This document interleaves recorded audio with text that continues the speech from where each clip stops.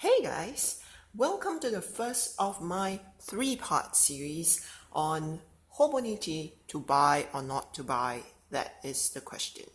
So if your YouTube feed is like mine, you've probably seen a number of Hobonichi haul videos, and this is because the Hobonichi launches its planner lineup every 1st of September, and it's a widely anticipated event, so much so that people stay up all night just to put their orders through. In the midst of all this excitement, I think that some people might be thinking, is the Hobonichi for you? Should you get a Hobonichi? Now, you're probably like, she uses a Hobonichi, so of course she's gonna say that you should get a Hobonichi, but that's not true. Just because the Hobonichi works for me, specifically the cousin works for me, doesn't mean that it will work for you. So, I have come up with this series, and I'm going to talk to you about 3 things that I think that you should consider when thinking whether to get a Hobonichi or not. And these are paper requirements, layout and grid size requirements, and some extras such as like bookmarks, tabs, and so on. And because each part can be quite long, I have split it into a 3-part series. So this video is going to be about paper requirements, but the subsequent 2 videos will be on layout and grid as well as the extra. So I'm going to put the links down in the description box below when I've uploaded them, so you can go and watch it, check it out if you wish. Now, before I launch into a long lecture about paper, I have 2 caveats. The first is that I'm going to talk quite a bit about different kinds of planners and notebooks, and I'm going to put the links to those planners and notebooks in the description box below. I am not an affiliate of any company, so these are not affiliate links, so please feel free to click on them and to check them out for yourself. The second thing is that I am going to talk almost exclusively about the Hobonichi cousin. So I do have a Hobonichi original. You can't really tell because I've covered it with this, I don't know, magazine cover.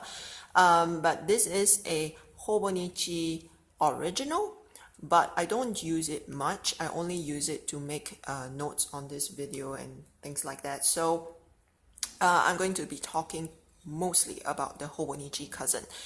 I don't think that is going to be a problem because some of the points that I bring up will probably be applicable to the original as well as to the weeks.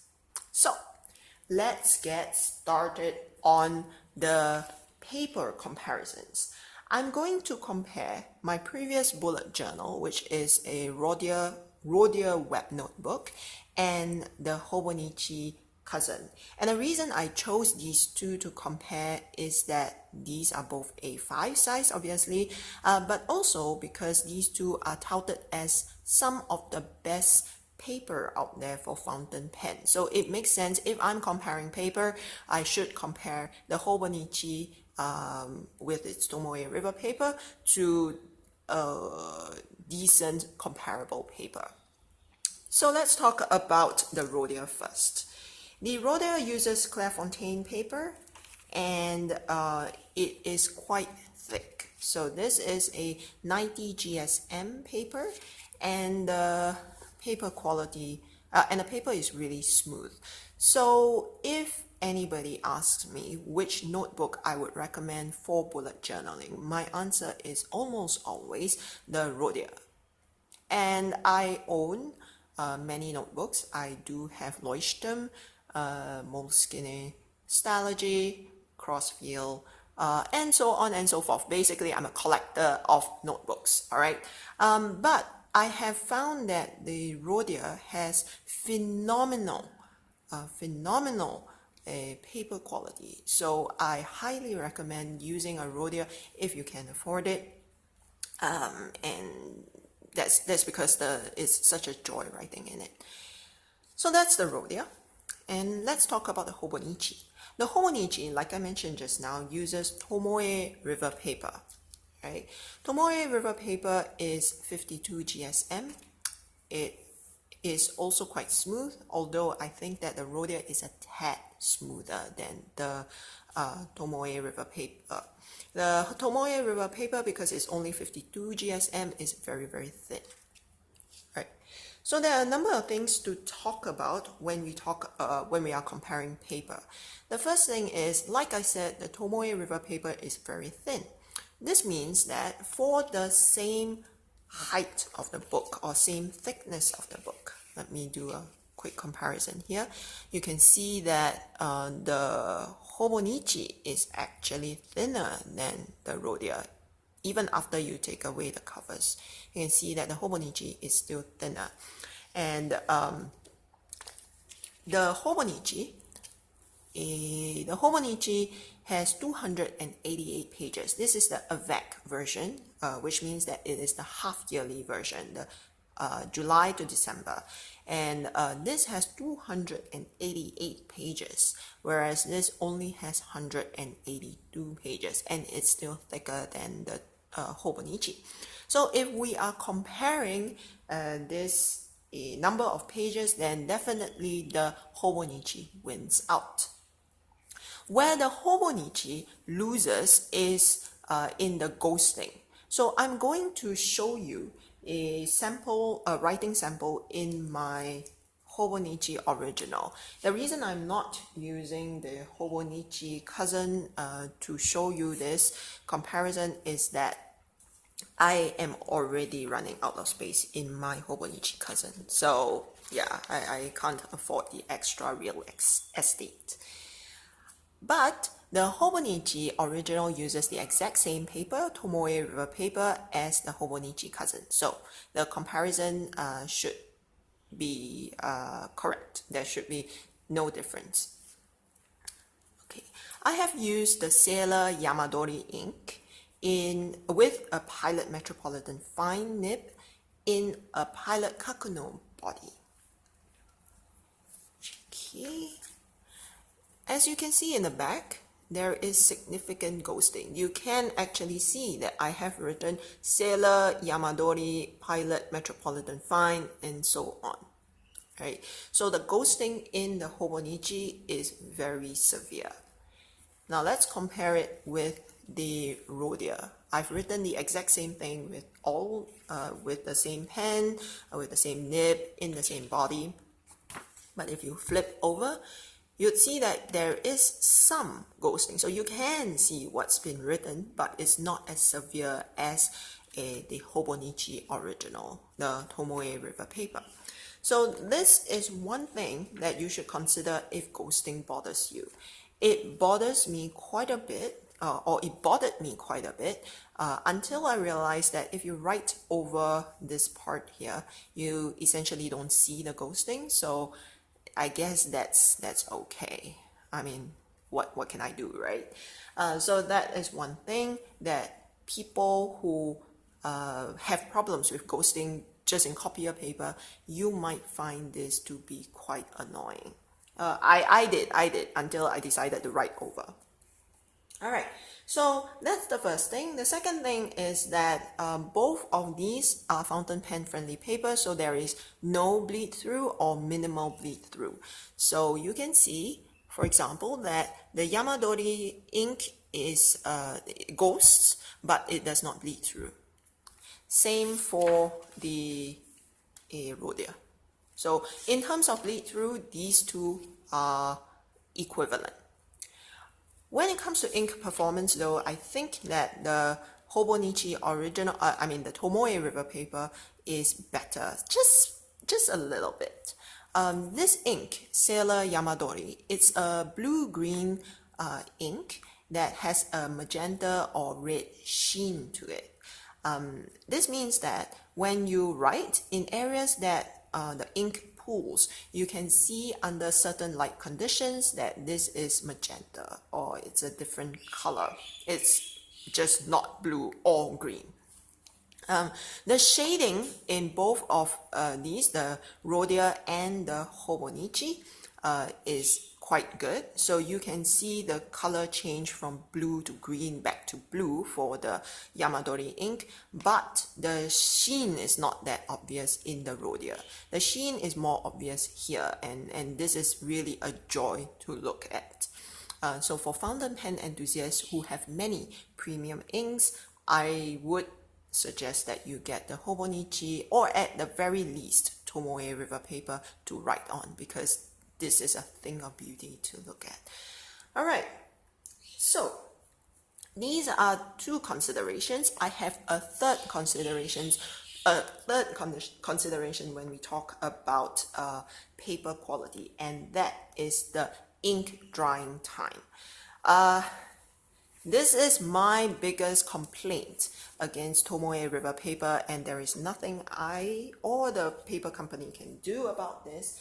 The ink drying time is very long on tomoe river paper. I'm going to show you a pen test that I did sometime in June. All right, this is a cross feel from nanamipapers.com. It is an A5 size bound notebook with 480 pages of tomoe river paper. So let's see here. Before I started using the fountain pens, I was using the Uniball Signal and the Muji pen on a very regular basis. I still use it on a regular basis now at work, but at the time, those two, I use them almost exclusively.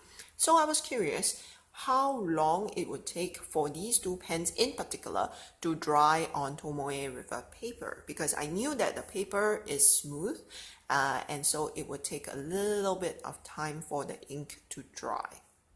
In the Rhodia, it takes about 3 to 5 seconds depending on the conditions, on the environmental conditions. So I thought that, well, if it takes about 10 seconds, maybe it wouldn't be so bad. But when I actually did my test, you can see I did my test for each pen, and then here I waited some time before I tried to smudge it. So here, immediately I smudged it, then 5 seconds, 10 seconds, 20, 30, sometimes I had to wait 40 or 50 seconds. For the Uniball Signal, it stopped smudging at 30 seconds. And for Muji, it stopped smudging at 50 seconds. And these results were devastating to me, because it meant that I could not really use my Signal or my Muji pen in the Hobonichi. So for some time, I did not want to use my Hobonichi, but I have come to a solution. And the solution is this pencil board that I have made. This is basically just some kind of sticker, like matte sticker that I stuck. So 2 pieces, front and back. I've stuck it onto a cardboard. And this basically acts like an ink blotter. This is an ink blotter, and you can get it from nanamipapers.com. The purpose is to blot out ink, obviously. So I have made myself a pencil board, and I use this in my Hobonichi. After I have written in my Hobonichi, I put it between the pages and then I close it, so that the ink gets absorbed onto the pencil board. So that's one way I've tried to get around this dry time issue, but it's still annoying, and this is one reason that I have decided not to get, well, I haven't decided not to get the Hobonichi, but I am hesitant on whether or not I should get a Hobonichi for next year. So, tomoe river paper, premium paper, beautiful to write on, very nice for fountain pen, and so on and so forth, but it may not be the paper for you. So what you can do to see whether this paper is suitable for you is to order a sample of tomoe river paper from nanamipapers.com. I am not an affiliate. I just use their products, all right? And I find them useful, so I am telling you about it. But I'm not an affiliate, so they for $3 they send you at least 3 pieces of cream colored tomoe river paper and 3 pieces of white color tomoe river paper. Shipping is free, so, and they ship worldwide. So I got this in the mail from them, and you can test whether the bleeding. No, there should be no bleeding. I mean ghosting. The ghosting bothers you, whether the smudging bothers you, the way that it bothers me. So we have come to the end of the first part of my 3-part series. Thank you very much for watching. Please leave any comments below. I am happy to talk to you in the comment section below. Have a good day.